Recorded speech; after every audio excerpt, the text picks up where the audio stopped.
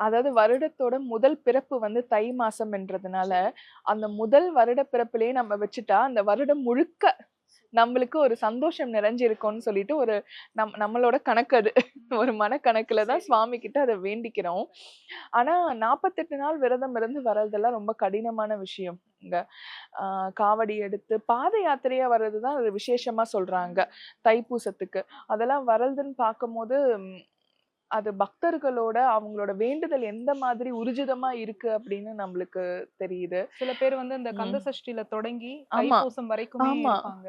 அது இன்னொன்னு அசைவம் எதுவுமே உட்கொள்ள மாட்டாங்க. எதுவுமே இல்லாம ஜீரணிக்கிற உணவுகளா எடுத்துப்பாங்க.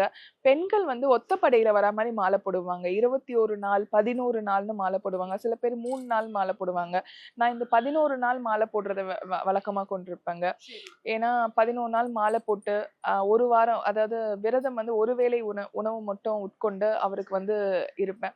அது மனசுக்கு ஒரு பெரிய திருப்தி இருக்கும். ஏன்னா மாதவிடாய் இருக்கிறதுனால 21 நாள் நான் எடுக்க மாட்டேன். 11 நாள். இப்போ நம்மளுக்கு பாத்தீங்கன்னா தைப்பூசம் வந்து பிப்ரவரி 11ஆம் தேதி வருது இந்த வருஷம். சோ அந்த 11 நாள் இருக்கிறது எனக்கு தெரிஞ்சு எனக்கு ரொம்ப விசேஷமா இருக்கு.